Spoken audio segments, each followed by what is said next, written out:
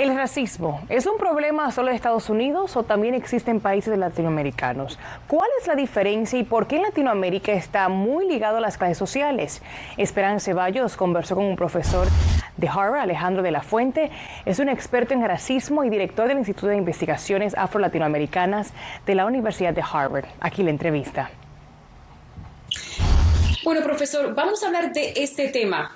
¿Es América Latina menos racista que los Estados Unidos? América Latina se piensa a sí misma como menos racista que los Estados Unidos, pero creo que esa es una formulación fundamentalmente equivocada. América Latina tiene una historia compartida de racismo y de racialización y de criminalización de las personas afrodescendientes con los Estados Unidos. La gente olvida que de los 11 millones de africanos que llegaron a las Américas entre los siglos XVI y XIX, menos del 5% llegó a los Estados Unidos. 2/3 de esas personas llegaron a las tierras de lo que hoy es América Latina, es decir, los países de habla hispana y portuguesa, incluyendo Brasil, desde luego. Entonces, aunque las personas en América Latina frecuentemente piensan que el racismo es solo un problema americano, en realidad eso es fundamentalmente falso. ¿Y cuál es la diferencia entonces? La diferencia es que Estados Unidos tuvo un momento histórico peculiar, que es un momento en el que las diferencias raciales son legisladas. Es el momento de la segregación racial en el suramericano entre básicamente la primera mitad del siglo XX, que es algo que no ocurre en la mayor parte de los países de América Latina.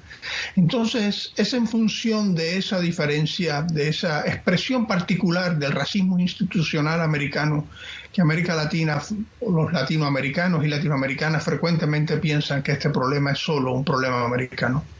Entonces, ¿el racismo sistémico se convierte en una lucha de clases sociales en América Latina? En América Latina, el racismo y las clases sociales tienen una conexión muy íntima y muy poderosa. La estratificación social en América Latina es frecuentemente vista en primer lugar a partir de las clases sociales, y con razón, porque las clases sociales tienen un peso abrumador en las oportunidades de movilidad y de vida y en el bienestar de la gente. Pero se nos olvida que las clases sociales en América Latina tienen color, no son neutras desde el punto de vista del color.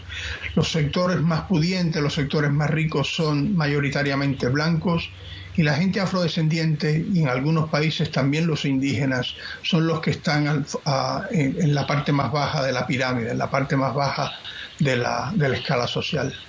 Entonces, ¿cómo combatimos ese racismo que hay dentro de uno? El racismo dentro de uno es probablemente el más difícil de combatir, porque para combatir el racismo, la raza como categoría de diferencia es quizás la mentira más potente y duradera y perniciosa de la civilización occidental. Esto es algo que aprendemos de manera subrepticia, de manera no formal en nuestras casas, en los barrios, en las escuelas. Entonces hay que empezar por desaprender muchas cosas, empezando el impulso que uno tiene de siempre clasificar a las personas.